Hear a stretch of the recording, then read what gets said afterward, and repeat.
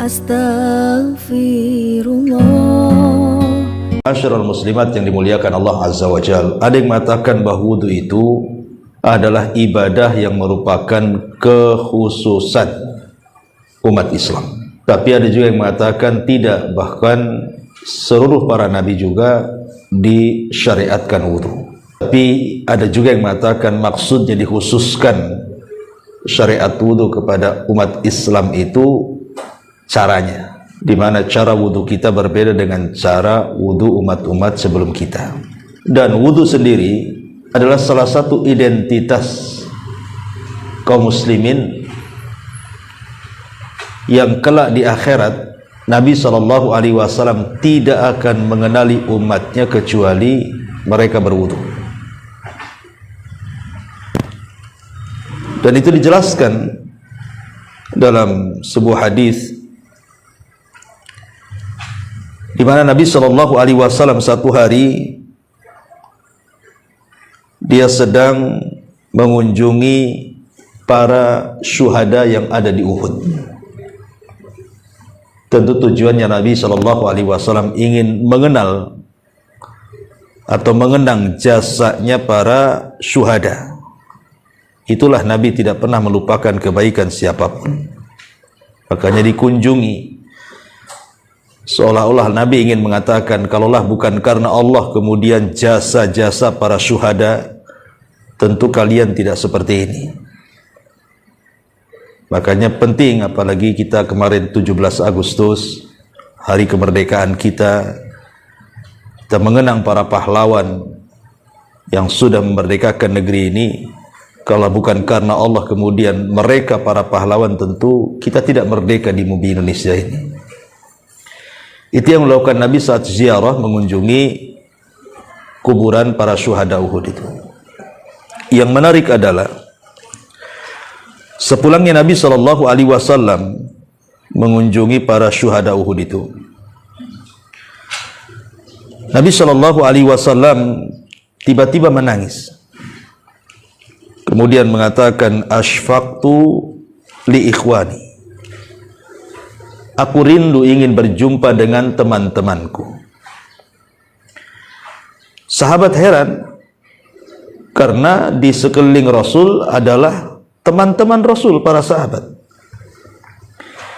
Makanya sahabat mengatakan, awalasna ikhwanuka ya Rasulullah, Rasul, bukankah kami teman-temanmu, ada di sekitar kamu?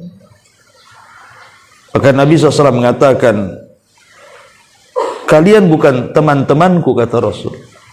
Lastum ikhwani, kalian bukan teman-temanku, akan tapi kalianlah ashabi, sahabat-sahabatku. Adapun teman-temanku, kata Nabi SAW, kaumun yu'minuna bi walam yarawni, sebuah kaum yang mereka beriman kepadaku tapi tidak pernah melihatku. Kemudian sahabat Nabi SAW bertanya, bagaimana kau bisa mengenali mereka, wahai Rasul? Maka Nabi SAW mengatakan, bala fa innahum ya'tuna yawmal qiyamati ghurran muhajjalina min atharil wudu wa ana faratuhum alal haudi. Tentu aku bisa mengenali mereka, kata Rasul, dari bekas-bekas wudu mereka. Ghurran muhajjalin, ghurran itu artinya cahaya yang ada di kepala. Muhajjalin, tahjil itu artinya cahaya dari ujung-ujung anggota wudu selain kepala, tangan, kaki.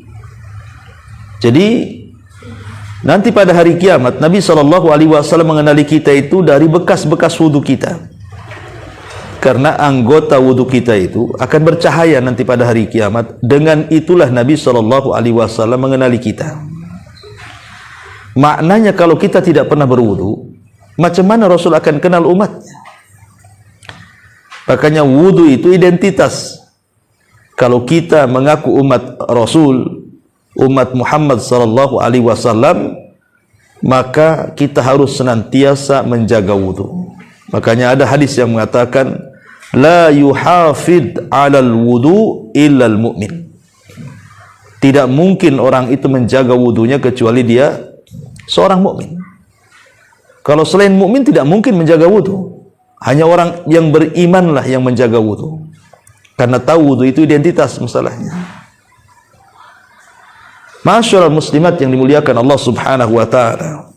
Bahkan lebih daripada itu, kita cerita tentang keutamaannya dulu, Bu, ya. Baru kita nanti akan ceritakan faedah-faedahnya. Di antara keutamaan wudu itu yang pertama, Bu, sebab mendapatkan kecintaan Allah. Kalau kita ingin mendapatkan kecintaan Allah Subhanahu wa taala, maka jagalah wudu. Karena perkara itu bukan bagaimana caranya kita mencintai, tapi bagaimana caranya kita dicintai. Kalau mencintai, belum tentu yang kita cintai cinta pula sama kita. Tapi kalau sudah dicintai, barang tentu kita bisa membalas cintanya. Bagaimana caranya kita meraih kecintaan Allah Subhanahu wa taala? Ya menjaga wudu tadi. Makanya Allah Subhanahu wa taala berfirman dalam surah Al-Baqarah 222, "Innallaha yuhibbut tawwabin." Allah itu senang, cinta, suka dengan orang-orang yang melakukan tobat, wa yuhibbul mutatahhirin, dan juga cinta dan suka dengan orang-orang yang menjaga kebersihan, termasuk wudu di dalamnya. Ini yang pertama.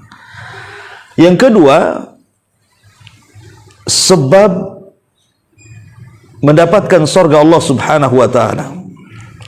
Sebab mendapatkan surga Allah Subhanahu wa taala. Disebutkan dalam hadis Uqbah ibn Amir radhiyallahu an. Uqbah ibn Amir radhiyallahu an. Nabi sallallahu alaihi wasallam mengatakan, "Ma min muslim yatawadda fayuhsinu wudu'ahu thumma yaqumu fayusalli rak'ataini muqbilan alaihima biqalbihi wa wajhihi illa wajabat lahul jannah." Barang siapa atau tidaklah seorang muslim berwudu, dan dia memperbaiki wudunya, nggak asal-asalan wudunya itu, betul-betul dia memperbaiki wudunya. Kemudian dia salat dan dia hadapkan hati dan wajahnya kepada Allah Azza wa Jal, kata Rasul, illa wajabat lahul jannah, kecuali wajib Allah masukkan ia ke dalam surga. Menunjukkan bahwa wudu itu adalah penyebab kita masuk ke dalam surga. Kemudian yang ketiga, raf'u darajat, penyebab kita diangkat derajatnya di sisi Allah Subhanahu wa taala. Makanya hadis Abi Hurairah radhiyallahu an, Nabi sallallahu alaihi wasallam mengatakan, "Ala adullukum ala ma yamhullahu bihil khataya wa yarfa'u bihi darajat."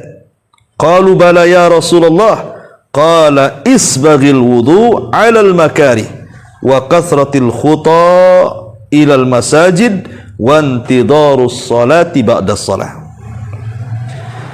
Kata Nabi sallallahu alaihi wasallam, "Maukah ku tunjukkan kepada kalian apa-apa yang bisa menghapuskan kesalahan kalian dan mengangkat derajat kalian di sisi Allah?" Sahabat mengatakan, "Tentu ya Rasul, apa itu yang bisa menghapuskan dosa dan mengangkat derajat itu?" Maka Rasul mengatakan, "Sempurnakan wudumu ketika kau benci melakukannya." Boleh jadi mungkin cuacanya lagi dingin, kita malas wudu, kata Rasul, sempurnakan wudumu walaupun kau benci untuk melakukannya. Kemudian biasakan melangkahkan ke masjid dan menunggu sholat setelah sholat. Dari sini menunjukkan bahwa di antara sebab diangkatnya derajat kita adalah berwudu. Kemudian yang keempat, dan ini yang luar biasa, adalah di mana wudu ini penyebab kita akan memasuki telaga Nabi sallallahu alaihi wasallam. Ingat, setiap nabi itu dianugerahi telaga. Setiap nabi itu dianugerahi telaga. Dan telaga ini kelak di akhirat itu menentukan seseorang haus dan tidaknya ketika berdiri di tengah-tengah padang mahsyar yang matahari diletakkan 1 mil di atas kepala dengan keringat bercucuran. Karena siapa yang minum dari telaga itu lam yadma abada, tidak mungkin haus selamanya. Lah orang-orang yang berwudu itu mereka ada kesempatan minum dari telaga Nabi SAW. Makanya setelah Nabi SAW menyebutkan nanti pada hari kiamat dia akan mengenali umatnya dari cahaya wudu, maka Nabi SAW di ujung hadis mengatakan wa ana faratukum alal haudi, dan aku menunggu kalian di telagaku. Subhanallah. Maka berwudu ini penting, walaupun hanya dalam rangka memperbaharui saja. Pamannya ibu masih belum batal sih. Pamannya duhur, ibu sudah wudu, belum batal sampai asar. Apa salahnya memperbaharui wudu? Kan ada baiknya juga. Walaupun ibu tidak batal, karena termasuk sunnah Nabi SAW itu berwudu untuk setiap 1 kali sholat, walaupun belum batal. Itu sunnah hukumnya. Tajdid al-wudu namanya ya, memperbaharui wudu. Kemudian yang nomor 5, takfirul khotoya. Wudu itu bisa menghapuskan kesalahan-kesalahan kita. Yang namanya hidup tubuh ya. Saya, ibu, siapapun bu, kita ini banyak melakukan dosa kan. Entah dosa lisan kita, entah dosa hidung kita, entah dosa mata kita, entah dosa tangan kita, entah dosa kaki kita. Kita tidak tahu. Setiap hari itu pastilah kita ini melakukan dosa dari anggota-anggota badan kita itu. Tetapi Nabi SAW kemudian mengajarkan kepada kita, setiap kita berwudu bu, itu akan merontokkan setiap kesalahan. Jadi kalau kita membasuh tangan, maka kesalahan yang di tangan akan luntur. Apabila membasuh wajah, maka kesalahan yang ada di wajah termasuk ya mulut, hidung, kemudian mata di wajah itu juga akan gugur kesalahannya. Kemudian termasuk juga di kepala, ketika kita mengusap kepala akan gugur kesalahan yang ada di kepala. Termasuk juga saat mencuci kaki akan gugur kesalahan yang ada di kaki. Dan ini luar biasa. Ya, bisa menggugurkan banyak kesalahan setiap harinya. Karena setiap harinya juga kita juga banyak melakukan dosa kan bu. Maka dengan sering berwudu, maka kesalahan itu bisalah kita kemudian buang sedikit demi sedikit. Kita gugurkan dengan cara berwudu. Nabi SAW mengatakan dalam sebuah hadis, man tatahhara fi baitihi thumma masya ila baitin min buyutillah liyaqdiya faridatan min faraidillah kanat khutuwatahu ahadahuma takhuttu khati'atan wal ukhra tarfa'u darajatan. Barang siapa yang sudah berwudu di rumahnya, kemudian dia berangkat ke masjid untuk melaksanakan solat wajib, maka setiap langkah-langkahnya akan menghapuskan kesalahan dan yang lainnya mengangkat derajat. Dan dalam hadis yang lain, man tawadda'a nahwa wudu'i hadha thumma shalla rak'ataini la yuhadditsu fihi ma nafsahu ghafarallahu lahu ma taqaddama min dhanbi. Barang siapa yang berwudu seperti wuduku ini, kemudian sholat 2 rakaat, dia tidak bicara dari wudu ke sholat itu, kecuali Allah akan ampuni dosa-dosanya. Jadi luar biasa ya. Kemudian yang nomor 6, berwudu itu menyebabkan kita meninggal dalam posisi husnul khotimah. Kalau Allah Subhanahu wa ta'ala takdirkan ibu tidur malam, kemudian pagi tak bangun lagi, alias mati, maka ibu itu meninggal di atas fitrah. Meninggal di atas fitrah, husnul khatimah. Dan itu dijelaskan dalam hadis Bara ibn Azib radhiyallahu an. Kata Nabi SAW kepada Bara bin Azib itu, ya Bara, idza ataita madja'aka fatawadda wudu'aka lis-salati thumma taji ala syikil ayman wa qul Allahumma aslamtu wajhi ilaika wa fawwadtu amri ilaika wa alja'tu dhahri ilaika rahbatan wa raghbatan ilaika la malja'a wa la manja minka ila ilaik amantu bi kitabika alladhi anzal wa bi nabiyyika alladhi arsal atau amantu bi kitabika alladhi unzil wa bi nabiyyika alladhi ursil fa in mitta 'alal fitrati wa in asbahta ala khairin. Kata Nabi SAW kepada Bara bin Azib, ya Bara, kalau engkau hendak menuju pembaringanmu, mau tidur gitu ya, berwudu, kemudian baca doa. Kalau seandainya engkau nanti bangun di pagi hari, maka bangun di atas kebaikan. Tapi kalau Allah takdirkan kau mati, mata ala fitratin, engkau mati di atas fitrah, artinya mati di atas Islam. Dan Allah mengatakan, fala tamutunna illa wa antum muslimun, janganlah kau mati kecuali kau dalam keadaan muslim. Bahkan Nabi Yusuf alaihi salam sampai berdoa, tawaffani musliman wa alhiqni bis salihin, ya Allah wafatkan aku dalam kondisi muslim dan libatkan aku bersama orang-orang baik. Jadi kalau seandainya Allah takdirkan kita ini tidur kemudian tak bangun lagi paginya, Bu, insyaallah mudah-mudahan kita mati di atas fitrah. Makanya sebagian ulama mengatakan, Bu, sebenarnya seseorang itu meninggal ketika di pagi hari kita meninggal, apakah dia su'ul khotimah atau husnul khotimah itu gampang sebenarnya nilainya. Cara lihatnya itu maksudnya. Apa lihatnya? Lihat kelakuan sebelum tidurnya, Bu. Kalau sebelum tidurnya dia banyak melakukan ibadah, salah satunya wudu, kemudian Allah takdirkan dia mati, insyaallah itu husnul khotimah. Tapi kalau sebelum tidurnya ibu maksiat kepada Allah Azza wa Jalla, bermaksiat kepada Allah, sebelum tidurnya ibu malah pegang handphone, begibah pula di handphone, ataupun kemudian kelayapan ke sana kemari, tidak jelas yang dituju, atau jelas-jelas maksiat kepada Allah Azza wa Jalla, kemudian tidur, kemudian tak bangun lagi, dipastikan sul khotimah tuh orang kayak gitu tuh. Makanya wudu sebelum tidur itu penting, karena itu menentukan bangunnya kita itu dan juga matinya kita. Kalau seandainya Allah bangunkan, berarti bangun di atas kebaikan, Bu. Tetapi kalau kita diwafatkan, wafat di atas fitrah. Makanya di antara salah satu faedah wudu yang ke-8 adalah bisa menghilangkan ikatan setan. Yang ke-7 ya, Bu. Jadi bisa mengurai ikatan setan. Setiap malam itu, setiap malam, saya, ibu atau siapapun itu kalau mau tidur biasa nih didatangi setan, Bu. Cuman tak nampak setannya. Kalau nampak tak bisa tidur, Ibu. Ya. Jadi setan itu datang bawa tali itu, Bu. Kemudian tengkuk kita lah diikat sama setan. Ingat, setan itu tidak bisa menguasai ubun-ubun depan. Setan itu hanya bisa menguasai tengkuk belakang. Bahasa saya, otak itu ada dua, Bu. Ada otak depan, ada otak belakang.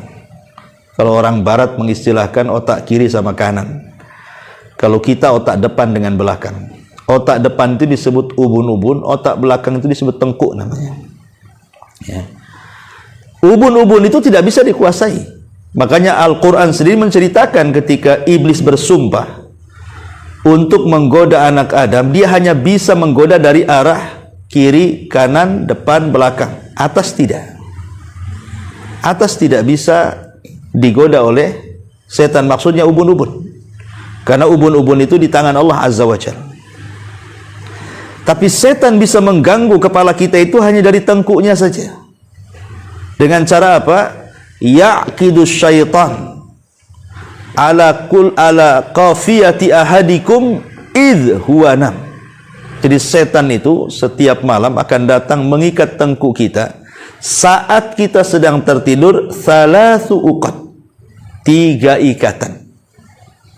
Jadi setan tiap malam bawa tambang tuh untuk ngikat tengkuk ibu tuh. Lah satu kali ikatan, setan itu akan bernyanyi itu. Nyanyinya gimana tuh? Nim naumatan tawila farkud katanya. Tidur yang nyenyak, malam masih panjang katanya. Kemudian diikat lagi, 2 ikatan ngomong gitu lagi. Tidur masih panjang. Padahal ada subuh tuh, Bu. Ya, dibilang tidur masih panjang aja tuh. Tidur terus, tidur. Sampai 3 ikatan tuh. Jadi betul-betul sama setan itu dinina bobokkan kita supaya kalau bisa jangan bangun kecuali selepas subuh. Tetapi barang siapa yang dia bangun sebelum subuh atau sepertiga malam dia bangun, kemudian dia berzikir kepada Allah Azza wa Jalla, membaca doa setelah tidur, alhamdulillahilladzi ba'da ma amatana wa ilaihin nusyur. Kemudian kita berwudu, kemudian kita sholat, maka semua 3 ikatan itu akan hilang. Dengan berzikir hilang 1 ingatan, dengan berwudu hilang dengan berzikir hilang 1 ikatan, dengan berwudu hilang 2 ikatan, dan dengan sholat hilanglah 3 ikatan, semuanya hilang. Kemudian Rasul mengatakan, kalau sudah hilang ikatan-ikatan setan itu, maka dia di pagi harinya itu nasyitun thayyibun nafsi. Dia akan semangat hidupnya dan jiwanya akan bersih. Hidupnya akan semangat, jelas tujuan hidupnya untuk apa, dan dia pun menjadi semangat betul-betul karena jiwanya itu bersih. Tapi sebaliknya kata Rasul, kalau ikatan itu tidak ada yang terurai, karena bangun jam 8, jam 7 atau jam 6 gitu kan ikatannya masih diikat terus di tengkuknya, maka dia akan dibangunkan dalam kondisi malas dan buruk perangainya. Hatinya buruk. Coba lihat manfaat wudu itu. Jadi kalau orang tidak berwudu, kemudian bangunnya pula selepas subuh gitu kan, itu alamat tuh. Malas, kemudian jelek hatinya. Dan kalau itu yang terjadi kata para ulama, maka biasanya orang seperti ini akan mendapatkan banyak masalah yang tidak tahu apa penyebab masalah itu muncul. Ada aja masalah. Masalah ini belum kelar, datang pula masalah yang lain. Masalah yang belum datang pula, akhirnya bertumpuk-tumpuk tuh masalah itu. Akhirnya dia malas, tidak berani menghadapi, tidak berani menyelesaikan, karena jiwanya jelek. Tapi kalau seandainya jiwanya baik, dia semangat, masalah sebesar apapun Allah akan tolong baru menguraikannya. Itulah manfaat wudu tuh di situ tuh. Ya. Ma'asyiral muslimat yang dimuliakan Allah Subhanahu wa taala. Kemudian juga nomor 8, lebih daripada itu adalah wudu penyebab dikabulkannya doa. Jadi kalau ibu sebelum berdoa kemudian berwudu, kata Rasul, ma min muslimin kata Nabi sallallahu alaihi wasallam, yabitu ala dzikrin tahiran fayata'aru minal laili fayas'alullaha khairan minat dunya wal akhirah illa a'tahu iyyahu, kata Rasul. Barang siapa seorang mukmin dia tidur malam, kemudian dalam kondisi bersih, artinya dalam kondisi berwudu, kemudian tengah malam dia bangun dan meminta sesuatu kepada Allah, kecuali Allah akan berikan semua permintaannya. Hadis dikeluarkan Abu Dawud. Lihat bagaimana keutamaan wudu begitu dahsyatnya dijelaskan oleh hadis-hadis Nabi sallallahu alaihi wa ala alihi wasallam.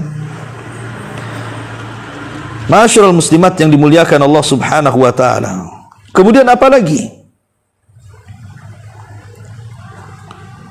Bahwa yang nomor 9, ya, wudu ini dijelaskan al-wudu nisful iman. Wudu itu separuh daripada keimanan. Dan itu disebutkan dalam hadis Abi Malik Al-Asy'ari radhiyallahu an, Rasul mengatakan at-tuhuru syatrul iman, bahwa kebersihan itu separuh dari keimanan. Separuh keimanan artinya iman itulah yang bisa menjaga kehidupan kita. Kita ini tidak melakukan maksiat itu karena ada iman. Karena orang bermaksiat itu hilang imannya. Sehingga kalau seandainya kita berwudu, minimalnya menjaga keimanan separuh kita itu, dan tidak sampai hilang total gitu ya. Dan yang terakhir tentunya wudu sendiri adalah dalam rangka al-iqtida. Iqtida itu artinya mencontoh Nabi sallallahu alaihi wasallam. Nah, inilah diantara fadilah wudu. Taib. Kita masuk kepada manfaat wudu. Ma'asyiral muslimat yang dimuliakan Allah Subhanahu wa taala. Kita tahu bahwa ketika ibu berwudu, saya atau siapapun ketika berwudu kan di antara yang dibasuh itu adalah tangan, kepala, kedua telinga, kaki kan, itu anggota-anggota wudu kan itu. Manfaatnya apa sebenarnya? Manfaatnya itu loh apa membasuh-basuh tuh. Kita ambil manfaat di akhirat dulu. Ma'asyiral muslimat yang dimuliakan Allah Azza wa Jalla, ada sebagian ulama itu ingin mengungkap rahasia di balik wudu itu. Di antara manfaat di akhiratnya adalah ketika ibu ini mencuci kedua tangan atau mencuci tangan lah sebelah kanan gitu ya, ketika berwudu ibu mencuci sebelah tangan yang kanan dulu baru kiri kan, seolah-olah dia ingin mengatakan kepada Allah Azza wa Jalla, ya Rabb, semoga nanti kelak pada hari kiamat ketika catatan-catatan amal itu diterbangkan, aku bisa mengambil dengan tangan kananku ini, sehingga dengan itulah aku mendapatkan hisab yang mudah. Lah ketika kita membasuh tangan kiri pun juga sama, semoga kita terhindar dari mengambil catatan itu dengan tangan kiri, semoga dengan itu kita tidak mendapatkan hisab yang sulit. Ini diantara faedah membasuh tangan. Kemudian ketika kita membasuh kepala, seolah-olah kita mengatakan kepada Allah, ya Allah, haramkan kepalaku dari api neraka, dan jagalah isi kepalaku. Jadi ketika membasuh kepala, seolah kita meminta kepada Allah agar kepala kita ini dihindarkan dari api neraka dan dijaga isi kepala kita ini, supaya tidak terkena banyak syubhat yang akhirnya menyesatkan kita. Begitu juga ketika kita mencuci telinga, kita meminta kepada Allah agar telinga kita itu tidak membiasakan mendengarkan kecuali yang baik-baik. Begitu juga ketika kita berkumur-kumur, kita meminta kepada Allah mudah-mudahan lisan ini tidak mengucapkan kecuali kalimat yang baik. Begitu juga ketika kita mencuci kaki, kita berharap bahwa kaki yang kita cuci ini betul-betul ditetapkan ketika melangkah di titian Shiratal Mustaqim. Itu rahasia manfaat wudu yang tersembunyi kan untuk kelak hari kiamat. Adapun manfaat dari segi kesehatan sudah jelas lah kan Bu, ya, ditinjau dari apapun, dari medis, kedokteran, wudu ini luar biasa. Sebelum ada kita ini diperintahkan ataupun dianjurkan kemarin waktu corona kan Bu, kita disuruh mencuci tangan. Islam loh sudah 14 abad yang silam loh menyuruh kita untuk mencuci tangan. Saat berwudu bahkan 5 kali sehari kita mencuci tangan itu. Kemudian juga kalau kita juga melihat secara medis, konon katanya kan banyak bakteri-bakteri yang ada di mulut kita ini. Kalau kita kemudian berkumur-kumur, makanya kenapa berkumur-kumur itu dengan cara madmadah Bu? Madmadah itu kan bukan hanya memasukkan air ke mulut kemudian ditumpahkan lagi, tidak. Tetapi betul-betul dimadmad, dikumur-kumur atau digerak-gerakkan supaya air itu menyentuh langit-langit lisan atas bawah, kemudian kotoran-kotoran gigi itu supaya keluar kan, Bu. Ya, karena manfaatnya tadi. Ya, bisa mengobati penyakit macam-macam. Ya, entah kanker mulut, entah apa gitu ya, dalam penyakit-penyakit medis itu. Begitu juga hidung kan, biasanya kan bakteri sering masuk tuh ke hidung tuh. Akhirnya jadi flu dan yang lainnya. Maka ketika mencuci hidung, lubang hidung pun dengan cara menyedot sedikit ke atas gitu kan, itu juga bisa membersihkan dari segala bakteri. Bahkan saya pernah terbaca itu ada seorang mu'alaf itu dia masuk Islam gara-gara meneliti wudu. Masuk Islamnya itu gara-gara meneliti wudu. Baru sampai ke mencuci hidung dia sudah yakin bahwa wudu ini adalah syariat. Akhirnya dia bersyahadat. Padahal belum diteliti semuanya tuh, baru sampai ke hidung saja. Ya. Bagaimana kalau sampai kemudian mencuci wajah? Ya, bahkan katanya terbaca dalam kitab fikih itu juga di antara manfaat kesehatan wajah ketika dibasuh satu hari dalam 5 kali dalam satu hari itu bisa mengurangi kerutan-kerutan loh, bisa mengurangi penuaan gitu bahasanya. Kalau ibu rajin wudu gitu, kencang lah Bu, nggak perlu silikon sana silikon sini. Ya. Banyak wudu saja. Ya. Jadi ini kita harus yakin karena ini kan perintah ilahi. Memang Allah Subhanahu wa taala yang menghendaki itu loh. Jadi itu kecantikan alami namanya kan. Ini kecantikan lewat media syariat. Cukup banyak wudu saja, tapi wudunya yang benar, jangan asal wudu kan itu. Betul-betul wudunya itu juga ikhlas, mencari pahala, keredhaan.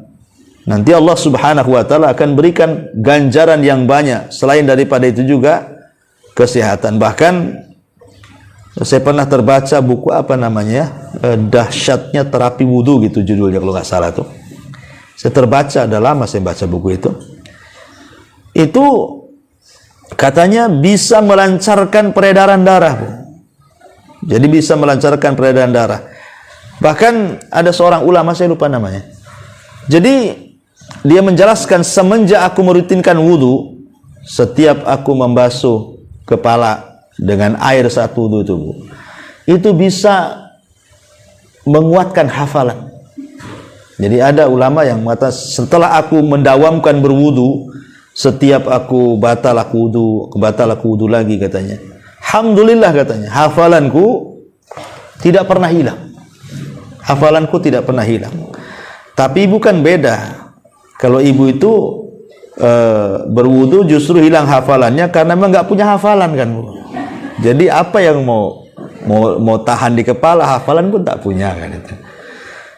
Jadi itu sampai ulama seperti itu. Semenjak aku mendapatkan wudu, mantap hafalannya katanya. Jadi saya terbaca dalam kitab dahsyatnya terapi wudu itu bisa melancarkan peredaran darah. Artinya kan kalau sudah melancarkan peredaran darah kan kemana-mana, Bu. Jadi kerjanya ke jantung menjadi optimal kan gitu ya. Ya namanya darah ini kan penentu kesehatan badan juga. Bahkan banyak sekali lah kalau kalau kita terangkan masalah-masalah dari segi kesehatan badannya. Nah, baik kita masuk pada ruhaninya. Inilah yang disebut tazkiyatun nafsnya. Ya. Wudu dilihat dari tazkiyatun nafsinya. Ma'asyiral muslimat yang dimuliakan Allah Azza wa Jalla. Dalam sebuah hadis Nabi SAW mengatakan, "Idza ghadiba ahadukum falyatawadda." Apabila salah seorang di antara kalian sedang emosi, sedang marah, ya, kata Nabi SAW berwudu. Rupanya wudu itu bisa mengurangi emosi, Bu. Bisa mengurangi perasaan marah. Kenapa demikian? Alasannya karena marah itu dari setan. Dan setan itu tercipta dari api. dan api itu hanya bisa dipadamkan dengan air. Makanya ketika seseorang berwudu, hakikatnya sedang memadamkan bara api syaitan, sehingga hati yang tadinya bergejolak, marah, emosi, itu pelan-pelan menjadi redam. Itu kan tazkiyatun nafasnya di situ. Ya, bisa membersihkan, menjernihkan hati yang tadinya kalut, emosi, marah, wudu. Makanya kalau ibu lagi marah sama suami, wudu. Masih marah lagi, wudu lagi, sampai habis tuh satu bak mandi. Kata Nabi SAW, apabila sedang berdiri marahnya, duduk, kan itu ya. Apabila sedang duduk masih marah, baring. Apabila baring juga masih marah, wudu. Nah, ini wudu, penentu nih, terakhir wudu. Kemudian sholat. Jadi salah satu terapi orang sedang emosi itu berwudu. Maka ini bisa menjernihkan hati wudu ini. Ini dari segi tazkiyatun nafasnya. Kemudian juga yang kedua, hadis yang tadi saya baca, Bu. Hadis dari Abu Hurairah radhiyallahu an. Nabi SAW mengatakan, ya'kidu syaitan ala qafiyati ra'si ahadikum idza huwa nam thalatha uqadin. Jadi setan itu mengikat tengkuk salah seorang di antara kalian apabila tertidur 3 ikatan. Kemudian di ujung hadis Nabi SAW mengatakan, fa in sallah in halat uqdata kullaha fa asbaha nasyitan tayyiban nafsi wa illa asbah khabithan nafsi kaslan. Kalau dia kemudian bangun dan dia berzikir, kemudian berwudu, kemudian sholat, apa kata Nabi? Maka ketika hilang semua ikatannya, maka di pagi hari dia akan merasa semangat dan kesegaran yang menenteramkan jiwa. Namun bila dia tidak melakukan seperti itu, maka pagi harinya jiwanya merasa tidak segar dan menjadi malas beraktivitas. Nah, di sini tazkiyatun nafasnya juga yang kedua. Ya, jadi dengan berwudu tadi selepas bangun tidur, itu jiwa akan bersih. Ketika jiwa akan bersih, ini tenang hatinya sehingga semangat hidupnya. Jadi adalah tujuan hidup dia satu hari itu untuk apa dia tahu. Dan itu bisa kita rasakan, Bu. Bahkan saya pernah merasakan juga. Kalau kita tidur sedikit di malam hari, umpamanya tidur jam 11 gitu, bangun jam 3. Ya. Kemudian mungkin di antara ibu ada yang tahajud atau baca Quran atau dzikir itu, bukan? Memang agak ke subuh itu ngantuk-ngantuk dikit kan, Bu. Tapi nanti pagi harinya itu selepas subuh tuh, kemudian ibu nyapu, ngepel atau nyiram aktivitas itu, rasanya tidur yang sedikit di malam hari itu tidak mempengaruhi kesehatan badan ibu. Tapi coba ibu ini tidur umpamanya kan jam 11, bangun subuh, kemudian sholat subuh, kemudian habis subuh tidur lagi, bangun jam 9. Itu kan udah cukup tuh tidur itu, bukan? Mulai jam 11 bangun jam 9 kan, cuman bangun tuh sholat tidur lagi. Itu sudah direncanakan tuh, habis subuh harus tidur nih, udah ada rencana tuh, ya kan? Tidur itu kan harus ada rencana dan kesempatan kan, Bu. Nah, kemudian bangun jam 9, ibu rasakan badan ibu seperti apa tuh? Pasti sakit-sakit badan, bawaannya ngantuk aja tuh, padahal udah lebih-lebih tuh jamnya tuh. Nah, itu bisa kita rasakan seperti itu. Dan memang ini kan obat nabawiyah namanya, tibun nabawi. Walaupun kita kurang tidur semalam hanya 2 jam, 3 jam gitu kan, tapi kita berhasil melepaskan ikatan-ikatan setan itu, kemudian kita bangun di pagi hari, rasanya semangat aja hidup tuh. Ya paling nanti ngantuk-ngantuknya kalau udah dekat-dekat duhur gitu kan. Nah, itulah di situ ada kailulah, sunnah tidur siang. Ya. Jadi nomor 2, dari segi tazkiyatun nafasnya, wudu ini bisa menjernihkan hati, memberikan semangat hidup sehingga tidak malas. Dan tadi saya katakan, sebagian ulama mengatakan bahwa dia akan mampu mengurai banyak masalah pada hari itu. Dia akan bisa mengurai banyak masalah, walaupun banyak masalah hari itu, dengan cara tadi mengikat uraian setan. Karena kalau hati tenang, enak kita menghadapi masalah. Tapi kalau hati itu ruwet, riweuh, itu sulit menghadapi masalah. Ya. Ma'asyiral muslimat yang dimuliakan Allah Azza wa Jalla. Bahkan ada hadis Nabi SAW mengatakan ketika kita memakan daging unta.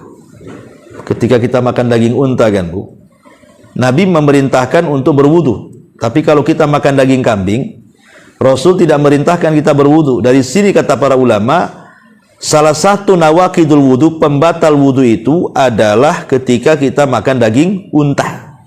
Dan tidak batal wudunya kalau kita makan daging kambing. Apa alasannya? Karena unta itu tabiatnya tercipta dari setan. Unta itu tabiatnya tercipta dari setan. Sehingga bawaannya panas, ya kan? Bawaannya, ya tahulah setan bawa ibu kemana kan itu. Nah, dengan kemudian berwudu setelah makan daging unta, di situ manfaatnya apa?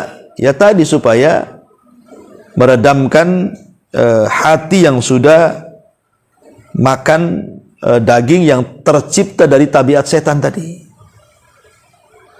Ma'asyiral muslimat yang dimuliakan Allah Subhanahu wa taala. Bahkan yang lebih daripada itu, tazkiyatun nafasnya adalah kalau ibu selepas wudu kemudian berdoa, kan selepas wudu itu kan ada doa Bu. Apa doanya?